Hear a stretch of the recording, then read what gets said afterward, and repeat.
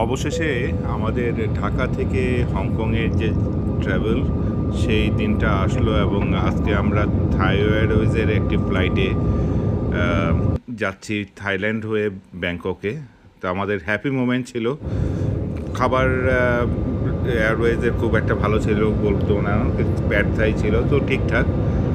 আর থাই এয়ারওয়েজের ফ্লাইটটা tiring ছিল, ছোট flight ছিল, মানে ফ্লাইটটার সাইজ ছোট ছিল, তো সিটিং কনজেস্টেড ছিল অনেক। 2 ঘন্টা জার্নি মেনে নেওয়া যায়।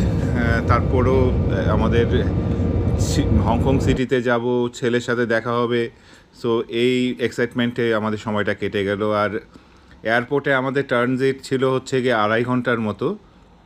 সেটাও আমরা মোটামুটি উইন্ডো শপিং করে ঘোরাঘুরি করে সময় কাটিয়ে দিলাম। আর ব্যাংকক সুবর্ণভূমি এয়ারপোর্ট সবসময় খুব সুন্দর সময় কাটানোর জন্য।